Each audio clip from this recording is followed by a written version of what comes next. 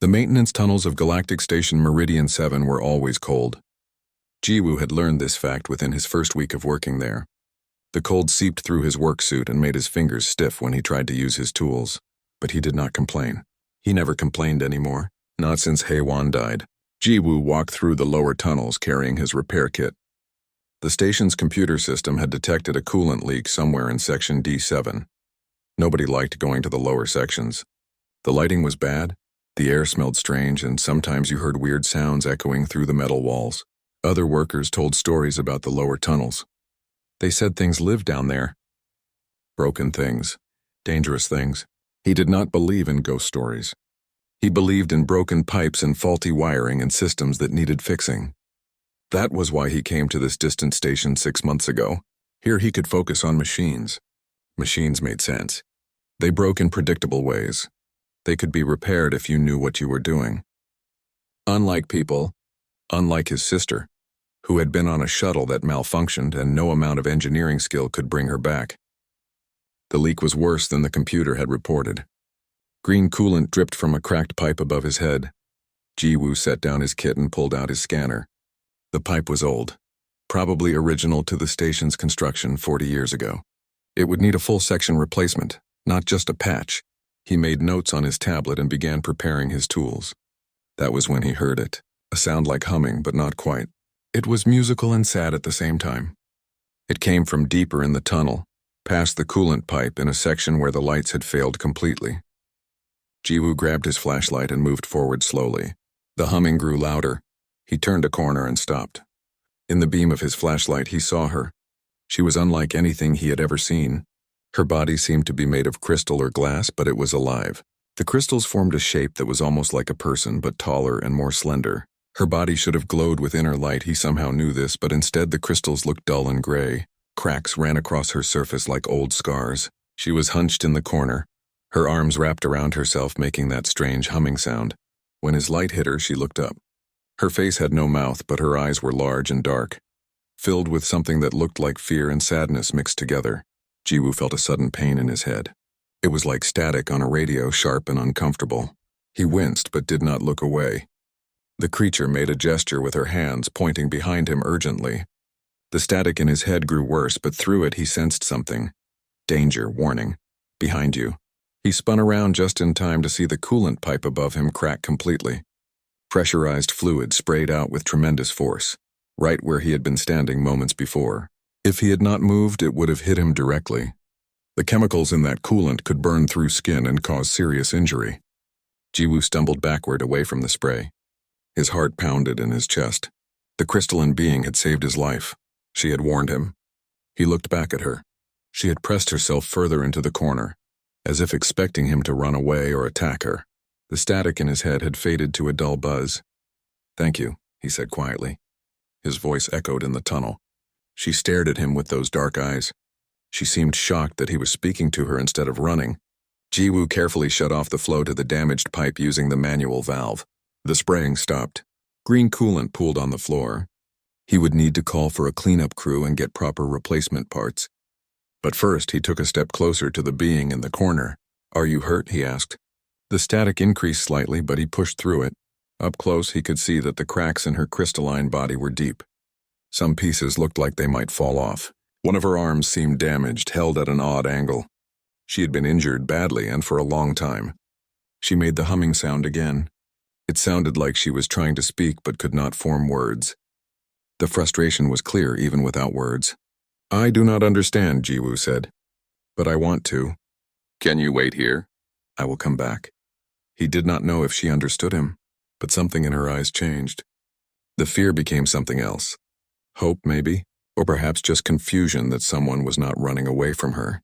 Jiwoo finished his emergency repairs on the coolant system and marked the location for a full maintenance team. Then he went back to the surface levels. He asked the other workers about the lower tunnels. They told him stories. "There is a broken one down there," an older mechanic said. "One of those terrain aliens, you know, the telepathic ones with crystal bodies. But this one is damaged. Her telepathy does not work right. It hurts people's heads when they get close. She has been down there for years, doing waste processing. Stay away from her if you are smart."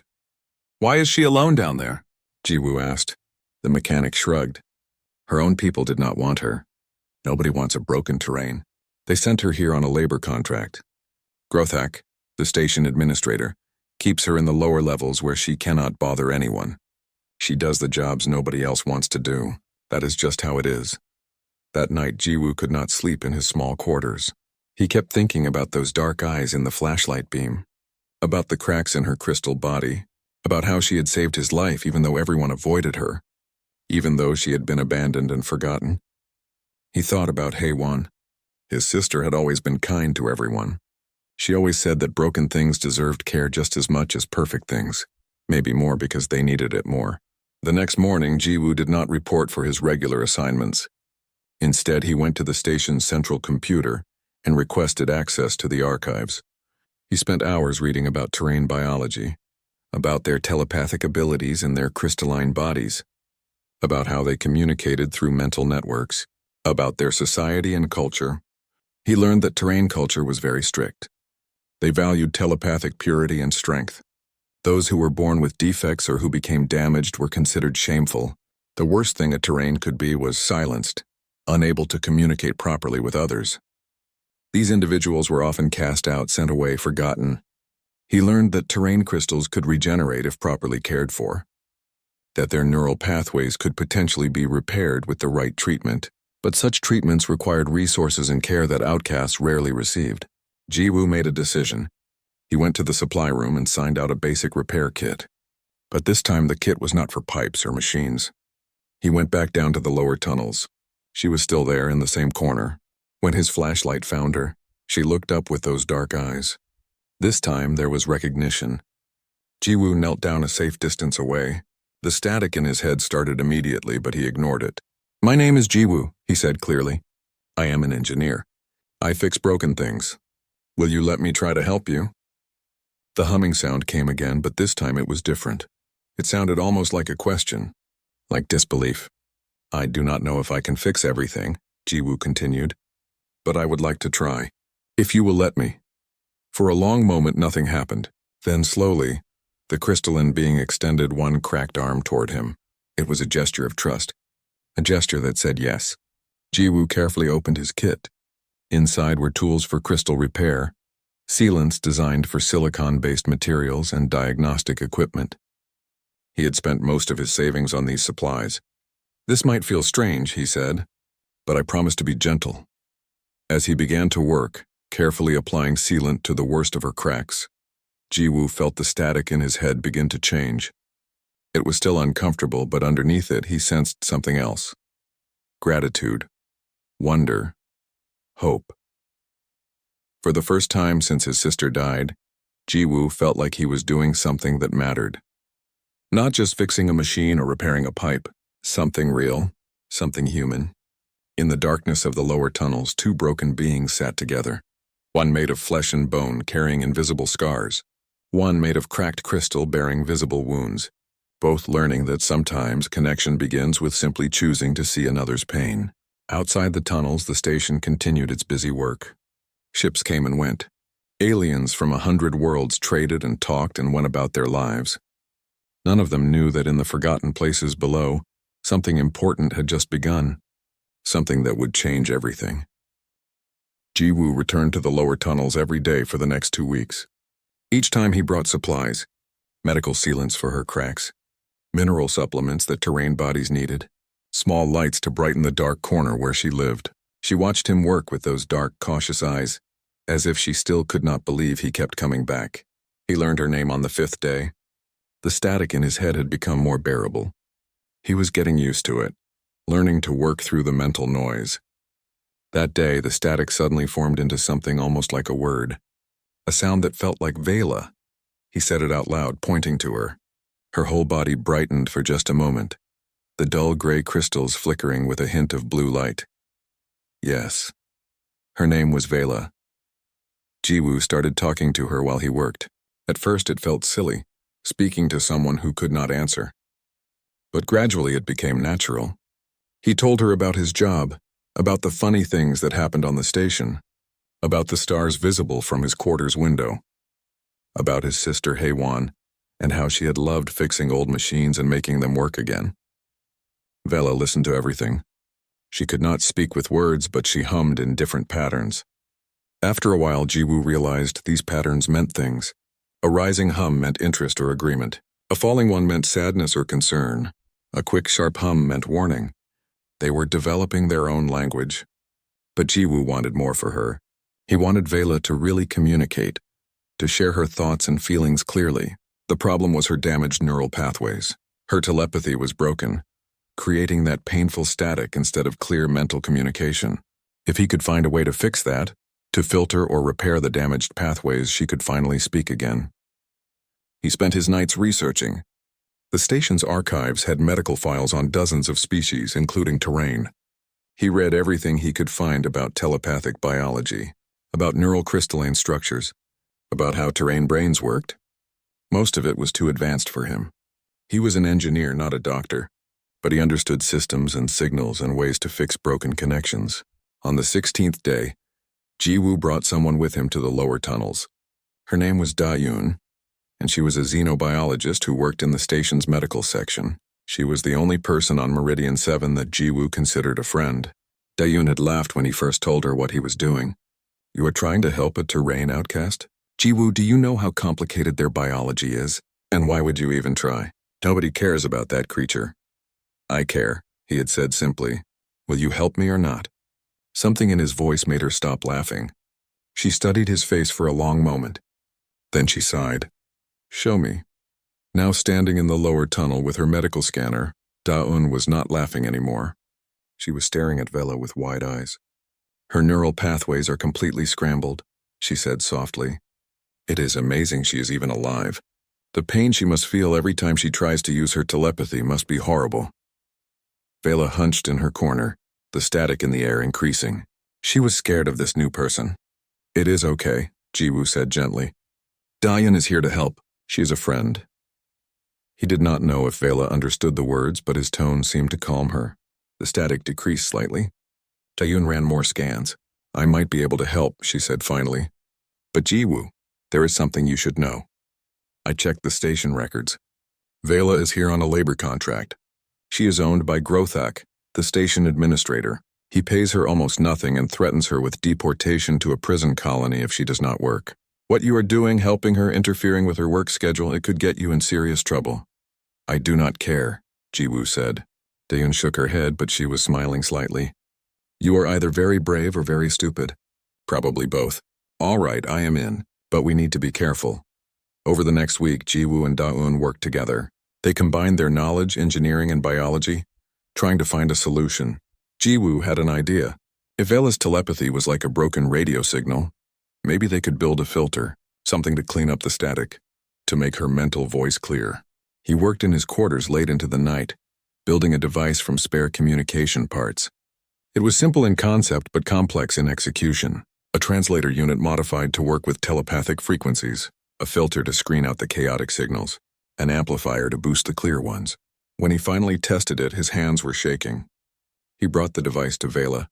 It looked like a small metal band designed to rest against her crystalline head. "This might not work," he warned her, "and it might feel strange. But if it does work, you will be able to speak clearly. Will you try?" Vela stared at the device for a long time. Then she hummed her agreement. Jiwoo carefully placed the band against her head. He activated it. For a moment, nothing happened. Then the static in his mind suddenly cleared. It was like stepping from a noisy room into silence, and in that silence he heard something he had never heard before. A voice, clear as crystal, gentle and wondering, speaking directly into his mind. "Can you hear me?" the voice asked. Jiwoo's eyes filled with tears. "Yes," he whispered. "Yes, I can hear you." Vela's entire body began to glow. Blue light pulsed through her crystals, bright and beautiful. Her joy was so strong that Jiwoo could feel it even without telepathy. "Thank you," Vela's voice said in his mind. "Thank you for seeing me. For 8 years I have been silent. 8 years of screaming inside my own head with no one to hear. And you came. You fixed me. Why? Why would you do this for me?" "Because you were hurting," Jiwoo said. "And because no one should be alone." They talked for hours that night. Vela told him everything. About her life before the accident, She had been an engineer on her homeworld, designing crystal resonance systems, young and full of dreams. Then an industrial accident had damaged her neural pathways. The other terrain had tried to heal her at first, but when the treatments failed, they gave up. Her own family had turned away from her, ashamed of a daughter who was silenced. The terrain government had sold her labor contract to off-world companies. She had been passed from station to station, each one worse than the last. Finally, she ended up here, in the lowest level of Meridian 7, doing the jobs that no one else wanted to do. Waste processing, chemical cleaning, dangerous work in places where no one had to see her or think about her. I had given up, Vela said. I thought I would die here alone and forgotten.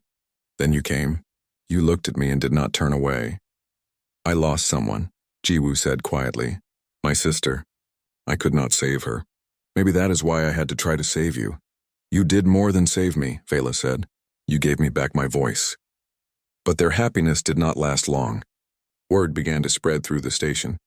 Other maintenance workers had seen Jiwoo going to the lower levels every day. They started to gossip. The human engineer was spending time with the broken terrain. Some thought it was funny. Others thought it was strange. A few thought it was wrong. The gossip reached Grothak. The station administrator was a Velcrin, a species that looked like large armored reptiles. He was known for being cruel and greedy. He cared only about profit and efficiency. When he heard that Jiwoo was interfering with one of his contracted workers, he was not happy. Grothak called Jiwoo to his office.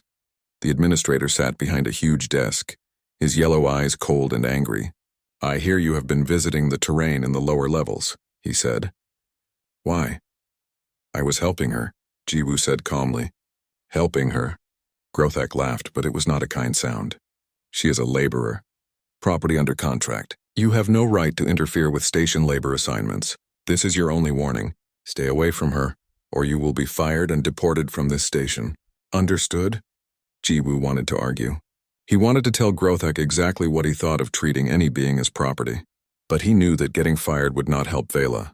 If he was sent away from the station, she would be alone again. Understood, he said quietly. But as he left the office, Jiwoo was already making plans. He would not abandon Vela. He would not let her go back to being silenced and alone. Whatever it took, he would find a way to help her. Even if it meant breaking the rules. Even if it meant risking everything. That night, he contacted an old friend. Taehyun was a cargo ship captain who docked at Meridian 7 once a month. He had known Jiwoo's sister, had served with her on a transport crew years ago. When Jiwoo explained the situation, Taehyun was quiet for a long time. You're asking me to help you smuggle a contracted worker off the station, Taehyun said finally. That is a serious crime. We could both go to prison. I know, Jiwoo said. I am not asking you to decide now. Just think about it, please. I will think about it, Taehyun said. Haewon would have helped her in a second, no questions asked. Your sister never could walk away from someone in need. After the call ended, Jiwoo sat in the darkness of his quarters. He thought about his sister, about Vela, about right and wrong. The law said Vela was property, but Jiwoo knew in his heart that she was a person who deserved freedom and dignity and a chance at life. Tomorrow he would go back to the lower tunnels. He would keep helping Vela no matter what Grothak said, because that was what his sister would have done. Because it was the right thing to do. Because some rules deserve to be broken. Jiwoo did not stop visiting Vela, despite Grothak's warning. He was just more careful about it. He went during shift changes when fewer people were around. He used maintenance routes that were not monitored. Taehyun helped by creating false work orders that gave him legitimate reasons to be in the lower levels. With the communication device working, Vela could finally tell her full story. They sat together in her corner while she spoke through telepathy. Her words clear and sad in Jiwoo's mind. The accident happened 5 years ago, Vela said. I was 23 years old. I worked in a crystal resonance facility on the terrain homeworld. We were building communication arrays. One day there was a power surge. The resonance chamber exploded. 3 workers died. I survived, but my neural pathways were damaged by the resonance feedback. Jiwoo listened quietly, feeling her pain through their connection. At first my family tried to help, Vela continued. They took me to the best healers. But terrain medicine could not fix me. My telepathy was broken. In my culture, telepathy is everything. It is how we connect, how we love, how we exist together. A terrain without proper telepathy is like a human without a voice or eyes or ears. We call them the silenced ones. That is horrible, Jiwoo said. My family's shame grew greater than their love, Vela said.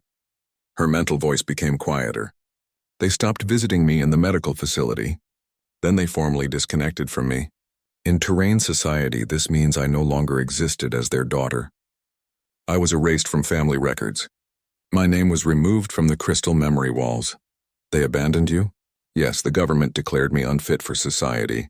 I was given a choice: life in an isolation facility for the silenced, or accepting an off-world labor contract. I chose the contract. I thought maybe, away from Terrain culture, I could find a place where being broken did not matter. I was wrong. She told him about the years that followed, being sold from one labor contractor to another. Each one cared only about getting work from her, not about her health or happiness. Some were cruel. Others were simply indifferent. She was passed through 5 different stations before ending up on Meridian 7. Grothak bought my contract cheap because no one else wanted me, Vela said. He puts me in the lower levels where my presence would not disturb others. I process toxic waste, clean contaminated systems, do the dangerous jobs that no one else will do. If I die, he can write it off as an accident and claim insurance. The more Jiwoo learned, the angrier he became. Not the hot, explosive anger, but the cold, determined kind. The kind that made him want to change things. He started investigating. Dae-in had access to the station's medical database. Jiwoo asked her to look up Vela's records. What they found shocked both of them. Look at this, Dae-in said, showing him the files on her tablet. These are Vela's medical scans from when she first arrived at Meridian 7 3 years ago. Her neural damage was bad, but not this bad. According to these records, her condition has gotten worse over time. How is that possible? Jiwoo asked. Neglect, Dae-in said grimly. Terrain crystals need specific minerals to stay healthy. They need certain light frequencies. Without proper care, they deteriorate. Grothak has not been providing any of that. He has been letting her body slowly break down. Jiwoo felt sick. He is killing her slowly. It gets worse, Dae-in said. She pulled up another file. I accessed some of the previous contractor records. Look at this note from 4 years ago. From the station where Vela worked before this one. A human doctor there wrote that with proper treatment, Vela's neural pathways could potentially be repaired. The technology existed, but it would be expensive, and the contractor decided it was not worth the cost. They could have fixed her? Jiwoo's voice was shaking.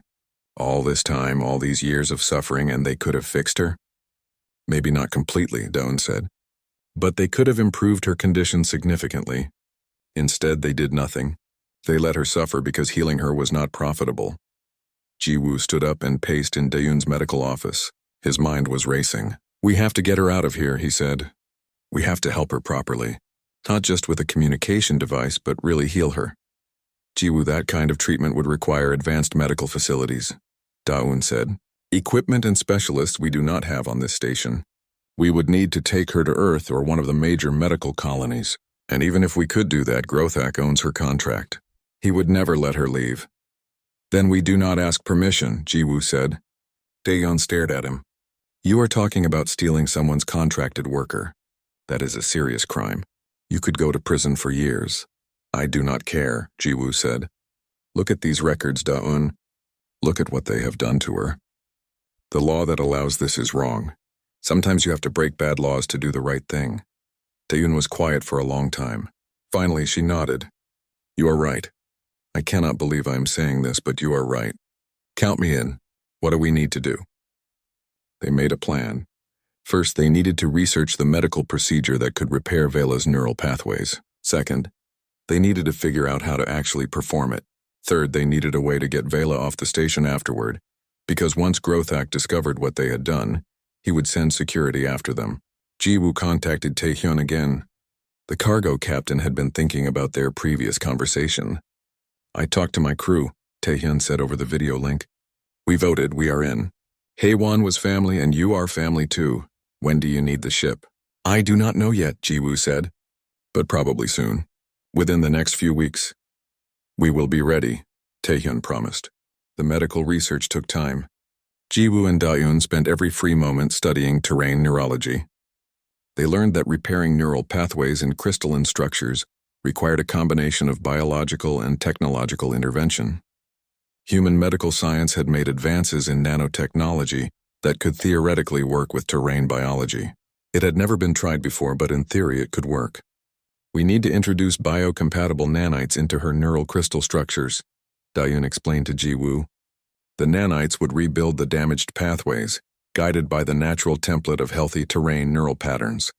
Combined with terrain regenerative crystals and the right mineral supplements, her body should be able to heal itself. Should? Jiwoo asked. Nothing is certain, Dayun admitted. This has never been done before. There are risks. The nanites might not integrate properly with her biology. The procedure could fail completely. She could lose even the limited telepathy she has now. In the worst case, the neural feedback could kill her. Jiwoo told Vela everything. He sat with her in the lower tunnels and explained the whole plan through their telepathic link. He did not hide the dangers or the risks. If we do this, everything changes, he said. We will have to leave the station. Grothak will hunt for us. You might never be able to return to terrain space. And the procedure itself is dangerous. You could die. Vela was quiet for a long time. Her crystalline body glowed softly in the darkness. Finally, she spoke into his mind. For 8 years I have been dead already, she said. Dead in every way except the physical. No one saw me. No one heard me. No one cared if I existed or not. Then you came. You gave me back my voice. You gave me hope. Whatever time I have left, I want to spend it truly alive, not just surviving. I want to try. It will be dangerous, Jiwoo warned again. You are doing all of this for me, Vela said. Risking your career, your freedom, maybe your life. Why? Jiwoo thought about his answer carefully. Because I could not save my sister, he said finally. And because you deserve better than this. Everyone deserves better than this. Someone has to stand up and say that the way the galaxy treats beings like you is wrong. Maybe that someone is me. You are a good person, Jiwoo, Vela said. Better than any I have known. I am just trying to do what is right, he said. They set a date. 2 weeks from now, Taehyun's ship would be docked at the station for cargo loading. That would be their window. Dayun would smuggle the medical equipment they needed into a hidden medical bay in an unused section of the station. They would perform the procedure there. If it worked, they would have a few hours to get Vela onto Taehyun's ship before Grothak realized she was missing. If it did not work, well, Jiwoo tried not to think about that. He spent the remaining time preparing. He gathered supplies. He practiced the procedure on simulation programs. He made sure everything was ready. And every night he went to the lower tunnels to sit with Vela. They talked about many things. About his sister and her family. About Earth and the terrain homeworld. About dreams and fears and what it meant to be alive. Jiwoo realized that somewhere along the way, Vela had become more than just someone he was helping. She had become a friend. Maybe more than a friend, though he was not ready to examine those feelings too closely yet. 5 days before the procedure, Grothak called Jiwoo to his office again. The administrator's yellow eyes were cold and suspicious. I have heard reports that you are still visiting the lower levels, Grothak said. I warned you once. I will not warn you again. After this conversation, if I find out you have gone near the terrain worker, you will be fired immediately and blacklisted from every station in this sector. Understood? Understood, Jiwoo said. But in his mind he was thinking, 5. The hidden medical bay was in section F12, an area that had been sealed off after a fire 5 years ago. Most people had forgotten it existed. Dayun had quietly repaired the basic systems over the past week, bringing in equipment piece by piece to avoid suspicion. Now it was ready. Basic but functional. Jiwoo helped Vela through the station's maintenance corridors in the middle of the night. She moved slowly, her damaged body making the journey difficult. Every few minutes they had to stop and rest. Jiwoo kept his hand near hers, ready to help if she stumbled. Through their telepathic connection, he could feel her fear and her determination mixed together. Are you sure about this? He asked for the 10th time. I am sure, Vela said in his mind. Her mental voice was steady. Whatever happens, thank you for giving me this chance. Dayun was waiting for them in the medical bay. She had prepared everything. The medical table, the monitoring equipment, the containers of biocompatible nanites, the terrain regenerative crystals, and the mineral supplements. Everything they needed was laid out and ready. Last chance to change your mind, Daun said, looking at Vela. Vela's crystalline body pulsed with blue light. I do not want to change my mind. I want to do this. All right then, Daun said. Let us begin. They helped Vela onto the medical table. She lay down, her crystal body reflecting the lights above. Jiwoo stood beside her, holding her hand. Through their connection, he sent waves of calm and support. Daun checked all the equipment one final time. The procedure will take about 2 hours, Daun explained. First, I will inject the nanites into your neural crystal structures. They will begin rebuilding the damaged pathways immediately. Then we will introduce the regenerative crystals, which will accelerate your body's natural healing. Finally, we will provide a concentrated dose of the minerals your body needs. Your neural system will try to synchronize and reorganize itself. That is when things will get difficult. Difficult how? Jiwoo asked. Her telepathic output will surge, Daun said. It could be painful for anyone nearby. You might need to leave the room. I am not leaving, Jiwoo said firmly. Daun nodded. She had expected that answer. Then hold on tight. Vela, are you ready? Yes, Vela's voice said in their minds. Daun began. She carefully injected the nanites into key points along Vela's crystalline structure. Vela's body began to glow brighter. Jiwoo watched the monitors, seeing the nanites spread through her neural network like tiny stars moving through space. It was beautiful and terrifying at the same time. For the first 30 minutes, everything went smoothly. Vela lay still, her body glowing steadily. The nanites were working, rebuilding and repairing. On the monitors, Daun could see the damaged pathways beginning to reconnect. Then things got complicated. Vela's body suddenly blazed with light. The glow became so bright that Jiwoo had to shield his eyes. A wave of telepathic energy burst out from her, and Jiwoo felt like his head was splitting open. The pain was incredible, like 1,000 voices screaming directly into his brain. He stumbled but did not let go of Vela's hand. Through the pain, he could feel her terror. She was scared, lost in the chaos of her own reorganizing mind. He squeezed her hand tighter and projected his thoughts as strongly as he could. I am here. You are not alone. Hold on. Daun was shouting something, but Jiwoo could not hear her over the mental noise. She was working frantically at the controls, trying to manage the feedback. The regenerative crystals were activating faster than expected. Vela's body was trying to heal itself all at once. Then the door to the medical bay burst open. Security guards rushed in, led by a large Velcrin, Grothak. The station administrator's eyes were blazing with anger. Stop this immediately, Grothak roared. You are interfering with station property. You are all under arrest. We cannot stop now, Daun shouted back. If we stop the procedure in the middle, she will die. I do not care about the terrain, Grothak said. Shut it down or I will shut it down myself. He started toward the medical table. Jiwoo stepped between them. You will have to go through me first, he said. His voice was calm, but his eyes were hard. Move aside, human, Grothak growled. This is your last warning. No, Jiwoo said simply. Grothak lunged forward. Jiwoo tried to block him, but the Velcrin was much larger and stronger. The administrator shoved him aside easily. Jiwoo crashed into a wall, pain exploding through his shoulder. But he got up again immediately, putting himself between Grothak and Vela once more. I said no, Jiwoo repeated. Behind them, Vela's telepathic output surged even higher. The pain was affecting everyone in the room now. Even Grothak staggered, clutching his head. The security guards fell to their knees. Daeun's face was pale, but she kept working. Just a few more minutes, she said through gritted teeth. The pathways are almost synchronized. Just hold on. Jiwoo could feel blood running from his nose. The mental pressure was enormous. But he stood his ground. He would not move. He would not let Grothak reach Vela, not now, not when they were so close. Grothak tried to push forward again, but the telepathic feedback was too strong. Even his armored body could not protect him from the mental assault. He roared in frustration and pain. Then suddenly everything went quiet. The light from Vela's body stopped blazing and settled into a steady, beautiful glow. The telepathic pressure vanished. The silence in Jiwoo's head was so complete that for a moment, he thought something had gone wrong. Then he heard it, a voice in his mind. But this time it was not just Vela's voice speaking to him alone. It was her voice speaking to everyone. Every telepathic being on the station. Clear, strong, and beautiful. I am Vela, the voice said. I was broken. Now I am whole. I was silent. Now I am heard. I was alone. Now I am found.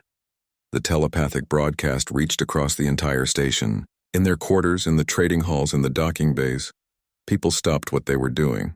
Telepathic species gasped in wonder. Even non-telepathic beings felt something, a warmth, a presence, touching the edges of their consciousness. On the medical table, Vela sat up. Her crystalline body was transformed. The cracks were gone. The dull gray had become brilliant, shifting blue. She glowed with an inner light that seemed to pulse with life and joy. Her eyes, once dark with pain, now shone with clarity and purpose. She looked at Jiwoo and smiled. He did not know how he knew she was smiling, since terrain did not have mouths, but he could feel it. Her happiness, her gratitude, her wonder at being whole. "You did it," she said directly into his mind. "You saved me. We saved each other," Jiwoo said. He was crying, but he did not care. Grothak stared at Vela in shock. The security guards had backed away, uncertain what to do. This was not the broken, pitiful creature they had known. This was something else, something powerful and alive and impossible to ignore. Before anyone could react, a new voice spoke from the doorway. "Station security, stand down." "That is an order." Everyone turned. A human woman stood there wearing the insignia of a diplomatic corps ambassador.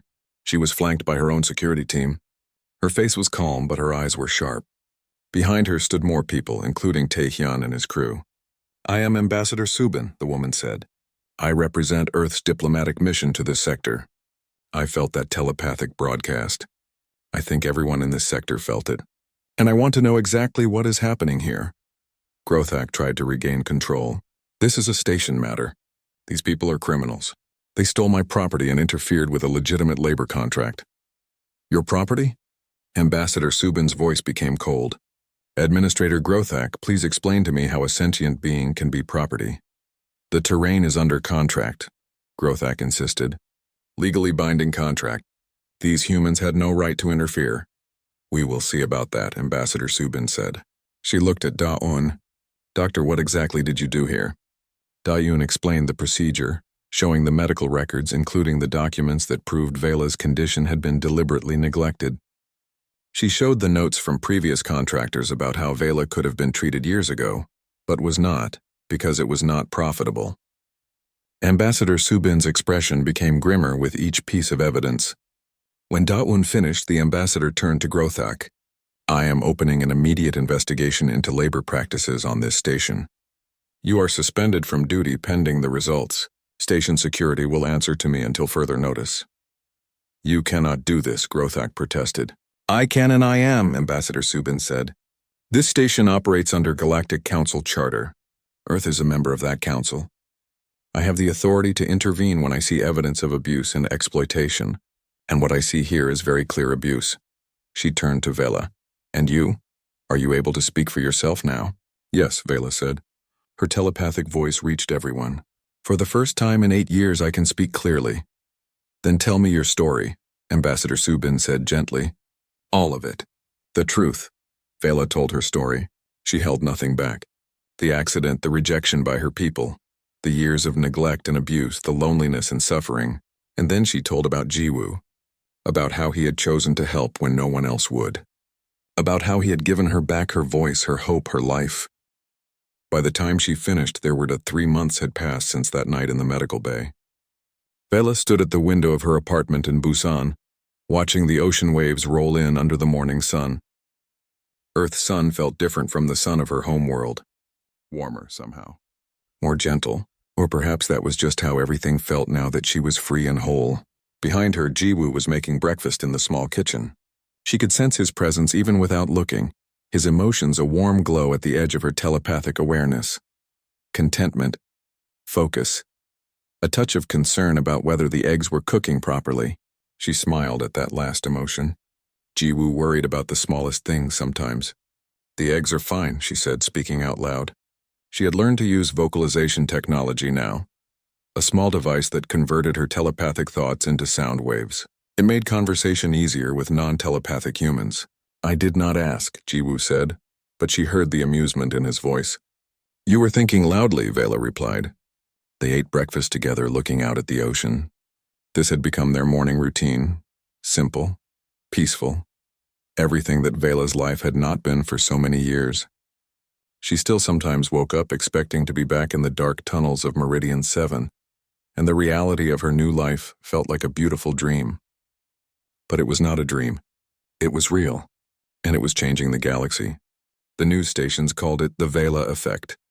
Her telepathic broadcast that night had reached hundreds of beings. The clarity and power of her healed voice had proven something important, something that many species had denied for generations. Disabled beings could be healed. They could be whole. They did not have to be cast aside. Within weeks, other aliens had started arriving on Earth. They came from dozens of different worlds. Some had physical disabilities. Others had mental ones. Some had been rejected by their own people. Others had been enslaved or exploited. All of them had heard about what humans had done for Vela. All of them came seeking the same help, the same hope. The human government had acted quickly. They established the Interspecies Medical Initiative, a program dedicated to helping aliens who had nowhere else to go. Dayun was the medical director. She had resigned from Meridian 7 and come to Earth to lead the effort. Now she worked with a team of doctors and scientists, human and alien, trying to develop treatments for species that had never received proper medical care before. Jiwoo had resigned from the station too. He worked as a consultant for the initiative, combining his engineering skills with alien biology to create new medical devices and treatment systems. But his real work was with Vela. They had discovered something amazing. Vela's neural pathways, once damaged and then repaired, had created new connections. Unusual connections. She had developed an ability that even healthy terrain did not possess. She could bridge telepathic communication between different species. Most telepathic species could only communicate clearly with their own kind. A terrain could sense the emotions of other species, but could not share complex thoughts with them. But Vela could. She could take the thoughts of a Velcrin and translate them into mental patterns that a terrain could understand. She could help a human telepath communicate with a Zipheron. She was like a living translation device, making true understanding possible between beings who had never been able to truly connect before. Dr. Inhai, a specialist in cross-species neurology, was fascinated by this ability. She had been working with Vela for the past month trying to understand how it worked. The doctor believed that Vela's unique neural structure could teach them how to help other telepathic beings develop similar abilities. "You are a bridge, Vela," Dr. Inhai had said during their last session. "Not just between individuals, but between entire species. Do you understand how rare and valuable that is?" Vela understood, but she also knew that her gift came with responsibility, and that responsibility was becoming heavier every day, because not everyone was happy about what was happening. Many alien governments were protesting Earth's refugee program. They called it interference. They said humans were destabilizing their societies by offering refuge to those who did not fit their cultural norms. They claimed Earth was stealing their citizens. The Terrain government had been particularly angry. They had sent 3 delegations to Earth, demanding Vela's return. They insisted she was still a Terrain citizen, still bound by Terrain law. They said her treatment by humans was an insult to Terrain medical science, suggesting that their healers had failed when they had not. Ambassador Subin had refused every demand. "Vela is a free being," the ambassador had said publicly. "She has the right to choose where she lives and who treats her. Earth will not force her to return to a place where she was rejected and abandoned." The political tension was growing. Some alien governments had already imposed trade sanctions on Earth. Others were threatening military action if humans continued to steal their undesirable citizens. The Galactic Council was deadlocked, unable to agree on whether Earth's actions were humanitarian or hostile. Vela felt the weight of all this. She knew that her existence, her freedom, had become a symbol.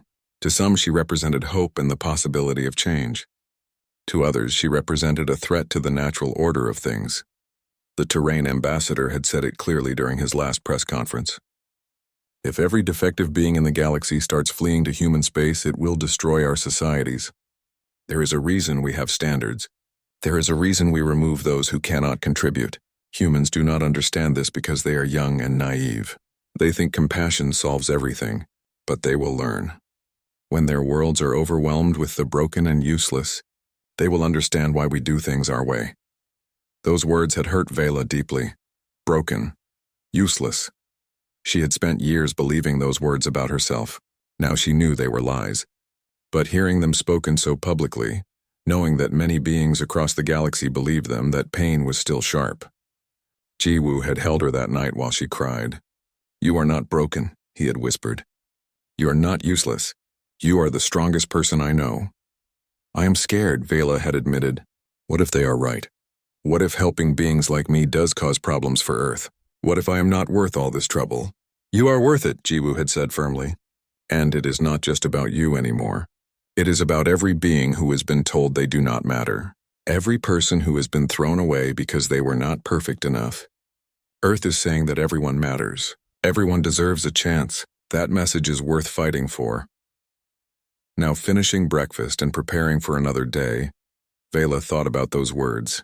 She was not alone anymore.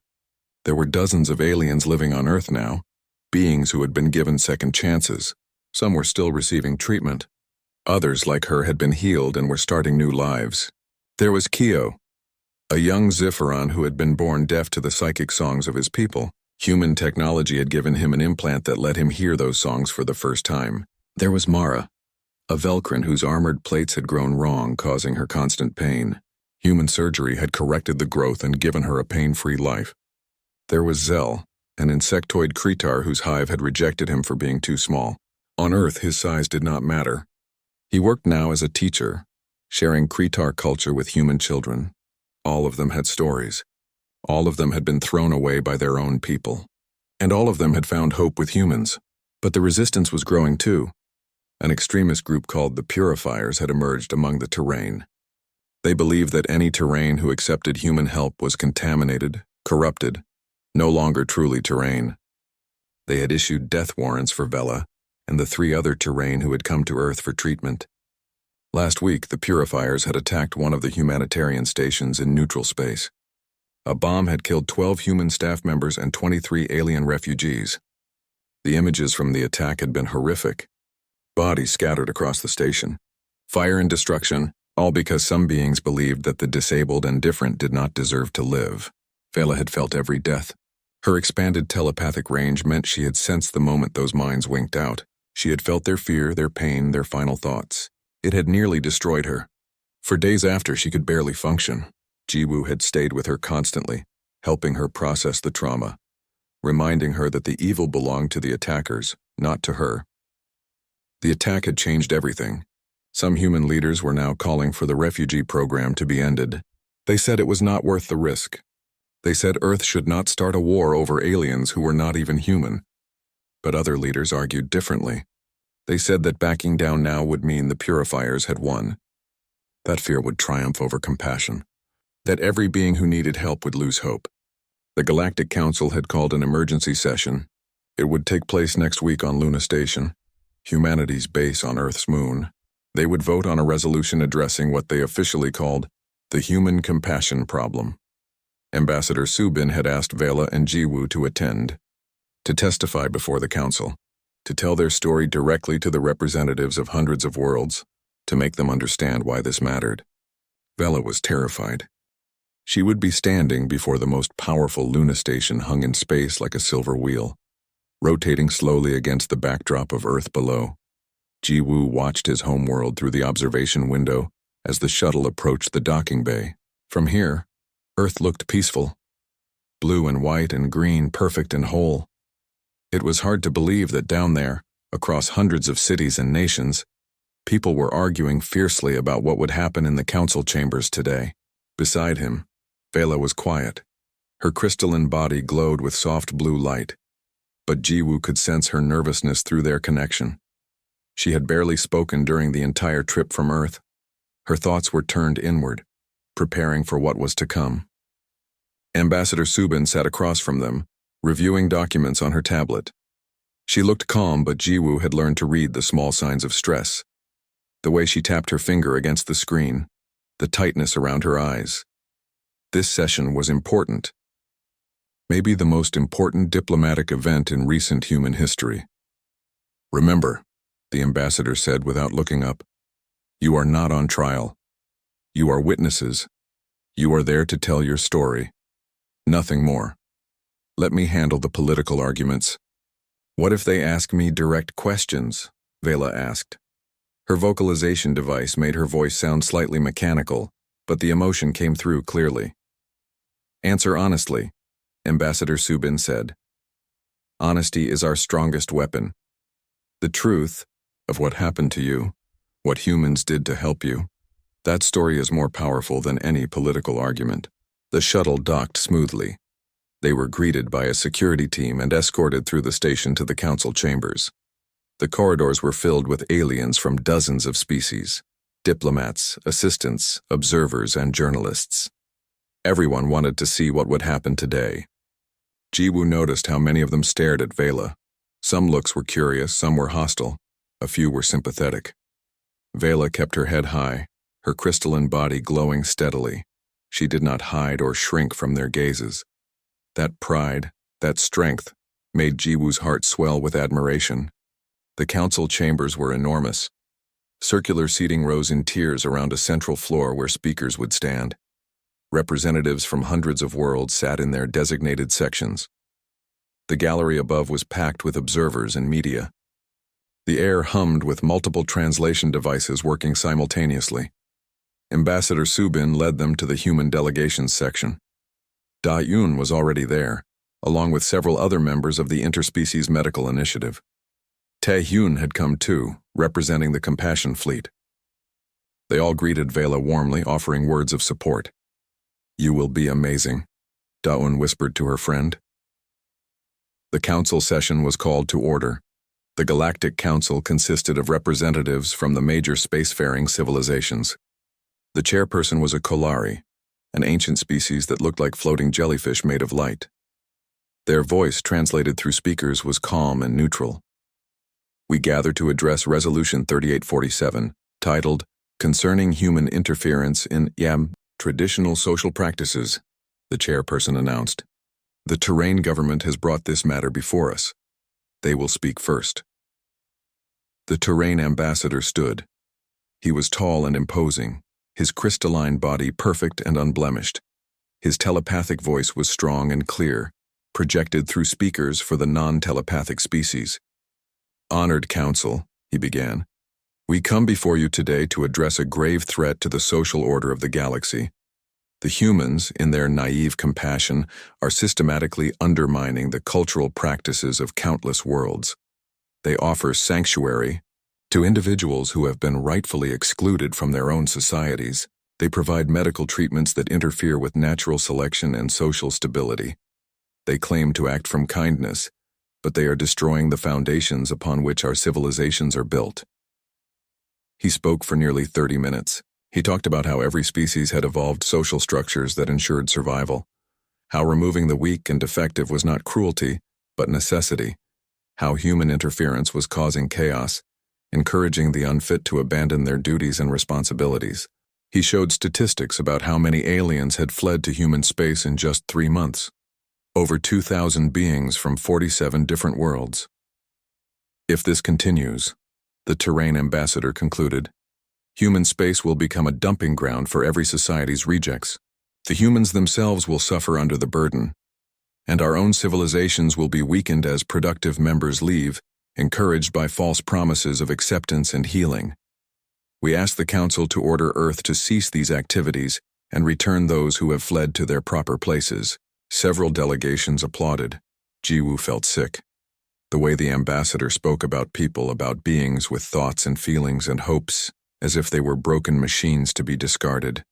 It was exactly the attitude that had left Vela alone in darkness for 8 years. Ambassador Subin stood next. She walked to the center floor calmly, her posture straight and confident. "Honored Council," she said, "I will not dispute the ambassador's statistics.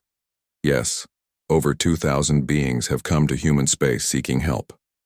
Yes, they come from worlds that rejected them. But let me tell you what those statistics do not show. They do not show the Zephyron child who can finally hear his people's songs.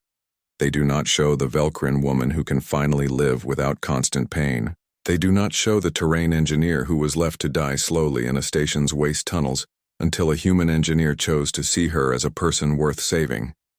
She paused, letting her words sink in. The Terrain ambassador speaks of natural selection and social stability. But I ask you this.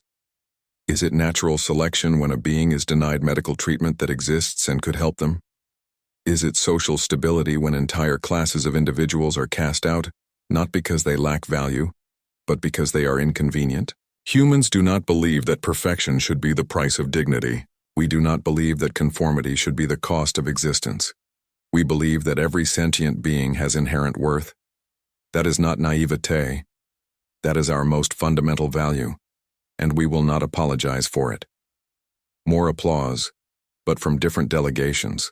The chamber was divided. Some species agreed with the terrain. Others were leaning toward the human position.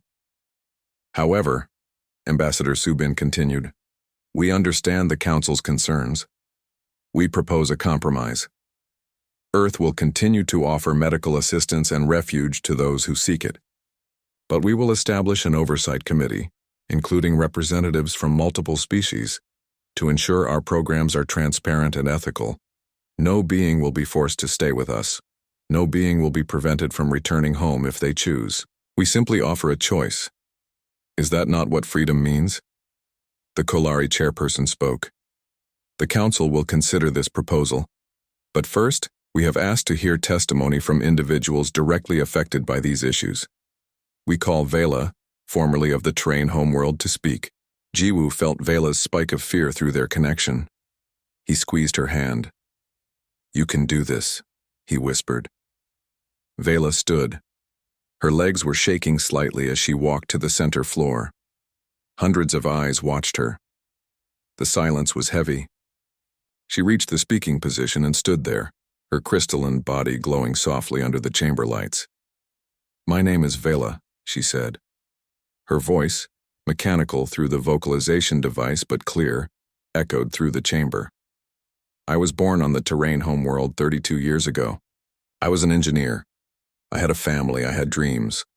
Then I was injured in an accident, my telepathy was damaged, and everything changed. She told her story. She held nothing back. The rejection by her family. The shame and isolation. The years of being passed from contractor to contractor, each one treating her worse than the last. The slow deterioration of her body because no one would provide the care she needed. The loneliness, the despair. The wish sometimes that she had died in the accident instead of surviving to face such misery. I spent 8 years in the lower tunnels of Meridian 7, Vela said. Her voice was steady, but Jiwoo could feel the emotions beneath it. 8 years where no one saw me. No one spoke to me. I was a ghost, existing but not alive. I had accepted that this was my fate, that I would die there, alone and forgotten. She paused and her body brightened slightly. Then a human found me. Jiwoo. He was fixing a pipe. I warned him of danger. I saved his life. And instead of running away from me like everyone else, he came back. He looked at me and saw a person. Not a broken thing, not a piece of property. A person who was suffering and needed help. Jiwoo felt tears on his face. He had heard this story before, but hearing Vela tell it to the entire Galactic Council made it real in a new way. Jiwoo gave me my voice back. Vela continued. He and his friend Da-un, they risked everything to help me. They broke rules. They defied the station administrator. They put themselves in danger. Why? Because they believed I deserved better. Because they believed every being deserves dignity and care. She turned to look at the Terrain delegation, her former people. They sat in their section, perfect crystalline bodies glowing with cold light, silent and judging. You say that humans are naive, Vela said, addressing them directly. You say compassion is weakness. You say I was rightfully cast out because I could not conform to your standards. But I am whole now. The council chambers remained silent after Jiwoo returned to his seat. The weight of his words hung in the air. Then slowly someone began to applaud. A single pair of hands clapping in the vast chamber. Jiwoo looked up to see who it was. A Velcrin elder stood in her delegation section. She was old, her armored plate scarred and worn from many years. Tears ran down her reptilian face as she continued to clap. Others in her delegation looked shocked, but she did not care. I have a grandchild, the elder said, her voice breaking. Born with malformed plates. My family hid him away in shame. For 6 years I have not spoken his name in public. I have pretended he does not exist because that is our way. But listening to this human and this terrain, I realize what a coward I have been. She looked around at the other delegations. We talk about strength and survival as if cruelty is wisdom. But what strength is there in abandoning our children? What survival is there in throwing away those who need us most? Perhaps the humans are naive. But perhaps we are the ones who are blind. Another being stood. A Zipheron, her psychic song translated into words. My nephew was born deaf to our songs. We sent him away. We told ourselves it was for the best. Last month I received a message from him. He is on Earth now. They gave him a device that lets him hear. He sent me a recording of his first song. It was the most beautiful thing I have ever heard. And I wept, knowing I had thrown away someone so precious because I was afraid. More beings stood. A Cretar who had abandoned a too small daughter. A Thalian who had rejected a brother with a genetic condition. A Myriad who had turned away from a child with cognitive differences. One by one they spoke. They confessed their shame. They admitted their mistakes. The chamber became a place of unexpected honesty. Beings who had spent lifetimes following their culture's rules suddenly questioning whether those rules were right. The terrain ambassador tried to regain control. This emotional display changes nothing, he said coldly. Laws exist for reasons. Standards exist for the good of society. We cannot abandon our principles because of sentiment. Cannot, or will not, Ambassador Subin challenged. You speak of principles, but what principle justifies letting a being die slowly when treatment exists? What standard requires cruelty? It is not cruelty, the terrain ambassador insisted. It is nature. The weak fall away so the strong can thrive. But Vela was not weak, a new voice said. It came from the terrain section itself. A younger terrain stood, his body glowing with nervous energy. She was injured. There is a difference. An injury is not weakness. It is misfortune. And we have the technology to heal misfortune. We simply choose not to use it on those we deem unworthy. That is not nature. That is choice. And it is a choice I am ashamed of. Sit down, the terrain ambassador commanded. You do not speak for our delegation. No, the young terrain said. I will not sit down. I will not be silent anymore. I have a sister who was born with damaged telepathy. She was 8 years old when they took her away. I never saw her again. I was taught to forget her, to pretend she never existed. But she did exist. She was my sister. She was kind and creative, and she deserved better. We all deserve better than a culture that throws away its own. The terrain ambassador's body flashed with angry red light. This session is becoming a circus.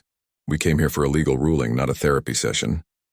The Kolari chairperson's voice cut through the arguments. The council has heard enough testimony. We will now vote on the proposal. Earth may continue its refugee and medical assistance programs, but with oversight from a neutral galactic committee. No species may forcibly retrieve citizens who have legally sought asylum. Those in favor? Jiwoo held his breath as the votes were cast. Each delegation's decision appeared on the large display screens. Green for yes, red for no, yellow for abstaining. The votes came in slowly. Green, red, green, yellow, red, green. The chamber watched in tense silence. When the final vote was tallied, the results showed 68 in favor, 42 against, 27 abstaining. The proposal passed. The chamber erupted in noise. Some delegations cheered. Others protested loudly. The terrain ambassador stood rigid, his body pulsing with barely controlled fury. This is a mistake, he said. The galaxy will regret this decision. Perhaps, Ambassador Subin said calmly. Or perhaps we will look back on this day as the moment we became better than we were. Time will tell. The session was adjourned. Jiwoo sat in his seat overwhelmed. They had won. It was not a perfect victory. Many species still opposed them. The Oversight Committee would add complications. But they had won the right to continue helping those who needed it. That was enough. Vela's telepathic voice filled his mind. We did it, she said. We actually did it. You did it, Jiwoo corrected. Your story changed their minds. Our story, Vela said firmly. It has always been our story. As they left the chamber, they were surrounded by journalists and observers. Questions came from all directions. How did they feel about the vote? What would they do next? Did they worry about retaliation from the purifiers? Ambassador Subin's security team pushed through the crowd, protecting them. But one being broke through the security line. It was the young Terrain who had spoken up during the session. He stood before Vela, his body glowing with uncertainty and hope. "My name is Vin," he said. "My sister's name was Kira. She would be 18 years old now if she is still alive. I do not know where they took her, but I want to find her. I want to bring her to Earth if she will come. Will you help me?" Vela's body brightened. "Yes," she said without hesitation. "I will help you. That is what we do now. We help." Over the following weeks, the galaxy began to change, slowly, gradually, but undeniably. The vote had opened a door that could not be easily closed. More aliens began arriving at Earth's sanctuary stations, not just the disabled and rejected, but also those seeking a different way of living, those tired of rigid cultural rules, those who wanted to explore who they could be rather than who they were told to be. The purifiers launched 2 more attacks, but human and allied security forces were ready. The attacks were stopped. The extremists were arrested. Their movement began to lose support, as more beings questioned whether violence was truly the answer. Several species started developing their own assistance programs, inspired by Earth's example. The Velcrin elder who had spoken at the council established a sanctuary on her homeworld for disabled Velcrin children. The Zipheron created a medical research facility dedicated to helping those born without psychic abilities. Change was spreading. 1 year after the council vote, Jiwoo and Vela stood in the main hall of the Busan Integration Center. It was a facility they had helped design, specifically built to help newly arrived aliens adjust to life on Earth. Around them, dozens of beings from different worlds moved through the space. Some were receiving medical treatment. Others were learning new skills. All of them were finding hope. Dayun approached them, holding a tablet. "We have 23 new arrivals this week," she said, "including 5 from species we have never worked with before. We are going to need more medical staff." "We will find them," Vela said. "There are always more people willing to help than we expect." Taehyun walked over, accompanied by a small Kretar child. "This is Sen," the captain said. "I picked him up from Kretar space. His hive rejected him, but he is brilliant with engineering. I thought maybe Jiwoo could use an assistant." Jiwoo knelt down to the child's level. Sen looked scared, his insect-like body trembling. "Hello, Sen," Jiwoo said gently. "Do you like building things?" The child nodded slowly. Jiwoo smiled. "Then you will fit in perfectly here. Would you like to see my workshop?" Sen's large eyes brightened with interest. He reached out a small manipulator limb toward Jiwoo's hand. The human engineer took it carefully and led the child toward the engineering section. Vela watched them go, her crystalline heart full. "You are thinking about children," Dawoon said quietly. Vela turned to her friend. "Is it that obvious?" "Only to someone who knows you well," Dawoon said with a smile. "Have you and Jiwoo talked about it?" "Not yet," Vela admitted. "Our species are so different. I do not even know if we could have children together." "We could research it," Dawoon offered, "if it is something you want." "I want a family," Vela said. "Not just Jiwoo and me, but something bigger. Maybe not biological children, but family. All of this, these people we are helping, this is family too." "Yes," Dawoon agreed. "It is." That evening, Jiwoo and Vela stood on the balcony of their apartment looking out at the ocean. The sun was setting, painting the sky in shades of orange and purple. They stood close together, comfortable in the silence. "I spoke with Vin today," Vela said. "He found his sister. She is alive. She has been in an isolation facility on the Terrain homeworld for 10 years. The government is refusing to release her." "What will he do?" Jiwoo asked. "What we did," Vela said. "Break the rules. Save someone who needs saving. Taehyun is planning a rescue operation. It is risky. It could cause a diplomatic incident. But Vin says he does not care. He wants his sister back. Will we help?" "Of course we will help," Vela said. "That is who we are now." Jiwoo pulled her closer. "I am proud of you," he said. "Of who you have become. Of everything you have done."